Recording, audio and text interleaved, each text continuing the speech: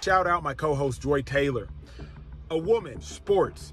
Realize how hard it is to get into the position that she is in. Has your contract with Fox Sports 1 been renewed yet? We are in the process of things right now. Picture this. It's July 14, 2025. Joy Taylor wakes up thinking it's just another Monday. But by 6 p.m., Andrew Marchand of The Athletic drops the bombshell. She's unemployed. But here's the thing, she wasn't alone. In what can only be described as the equivalent of the Red Wedding of sports television, Fox Sports executed one of the most brutal programming massacres in media history. 3 major shows were canceled in one day, and multiple high-profile hosts left without platforms. And at the center of it all, it was one of the most explosive scandals we've ever seen in sports television. But to understand how we got here, we need to go back, way back, because this isn't just about ratings, this is about relationships, lawsuits, and a workplace culture that would make Dan Snyder's Washington Commanders' old front office look kind of professional. And it all started to unravel 6 months ago with a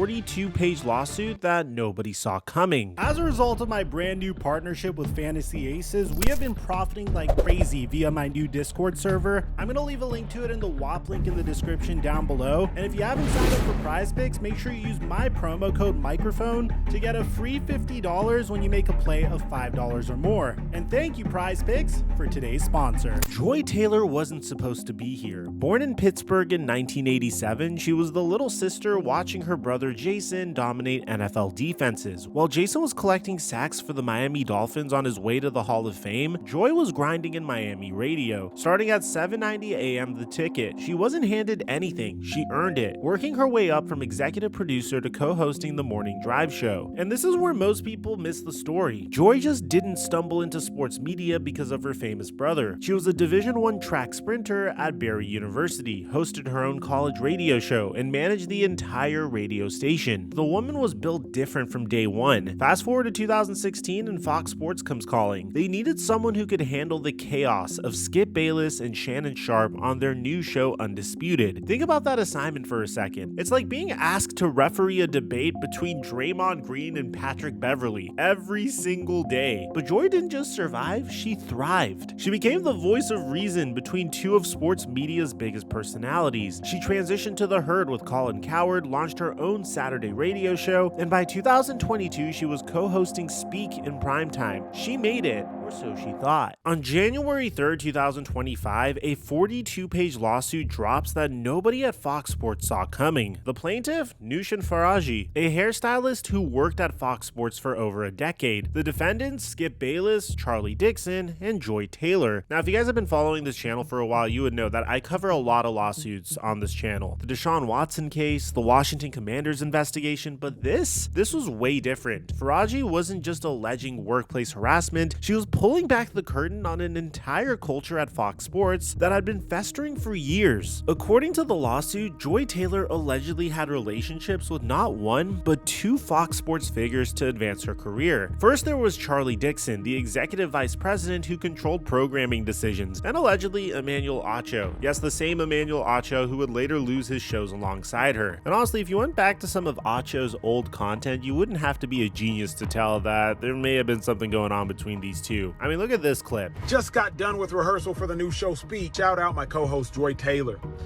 A woman, sports.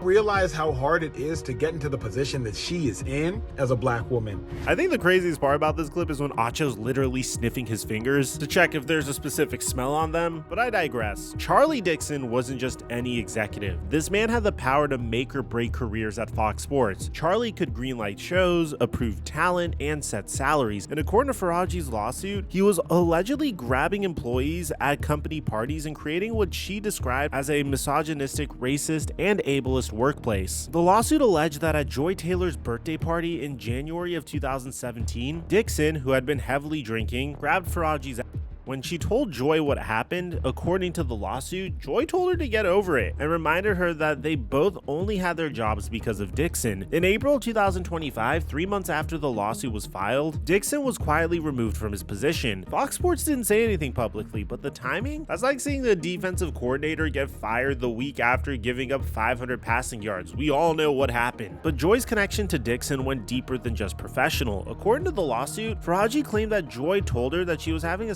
amicable relationship with Dixon to secure her position as moderator of Undisputed, in that this arrangement helped Taylor secure the job, but ultimately contributed to the breakdown of her marriage shortly after tying the knot. And then came the news that we got the other day. Andrew Marchand of The Athletic breaks the news that sends shockwaves through sports media. Fox Sports isn't just canceling Speak, they're canceling The Facility and Breakfast Ball as well. 3 shows and multiple hosts left without platforms. Joy Taylor is completely out. The official reason was low ratings. The 3 shows struggled to find a huge audience, prompting the cancellations. But let's be real, since when has Fox Sports cared that much about ratings? Skip Bayless survived for years on declining viewership. This had nothing to do about ratings. This was about something else. According to the reports, the casualties include Craig Carton, Mark Schlereth, Danny Parkins, Emmanuel Acho, LaShawn McCoy, Chase Daniels, James Jones, Paul Pierce, Michael Irvin, Keyshawn Johnson, and Joy Taylor. That's 11 hosts from 3 shows gone in one day. Look at what these 3 shows had in common. They were all created under Charlie Dixon's leadership. Every single one. It's like when Deion Sanders came into Colorado and cut practically 50% of the team. This wasn't just about ratings, this was about erasing Charlie Dixon's legacy entirely. And the collateral damage is unfortunate. LaShawn McCoy thought he was set. The former NFL All-Pro had successfully transitioned to television, co-hosting The Facility with his NFL buddies. He'd been at Fox since 2022, working his way up from Speak to his own show. Then boom, his show's canceled. And if you think that situation's weird, check out Emmanuel Acho's spot. The man was a sports Emmy winner, a New York Times best-selling author, and hosted not 1 but 2 shows at Fox. His response on social media said it all. In sports, when you're not good enough, you get cut. In TV, when you're not good enough, you get canceled. But here's the thing, McCoy and Acho aren't technically unemployed. They're in television purgatory. They're still under contract, still getting paid, but they have no shows to host. It's pretty much like being a healthy scratch for half the season. You're on the team, but you're not playing. And in an industry where visibility is everything, being invisible is almost worse than being fired. The question everybody's asking is how long before Fox Sports just cuts them loose entirely? Remember, Acho was specifically named in the Faraji lawsuit as allegedly being romantically involved with Joy Taylor, and that's not exactly the kind of publicity Fox Sports wants attached to their remaining talent. McCoy and Acho are living every media personality's nightmare. You're still getting paid, but you're invisible. No platform, no audience, no relevance, and in sports media, if you're not on TV, you might as well not exist. They're like Pro Bowl players stuck on the bench because the new coaching staff doesn't run their system anymore. And here's the crazy part, the Joy Taylor allegations were just part of the story. The lawsuit painted Skip Bayless as something much worse than just controversial TV personality. According to Faraji, Skip allegedly offered her $1.5 million to sleep with him. $1.5 million.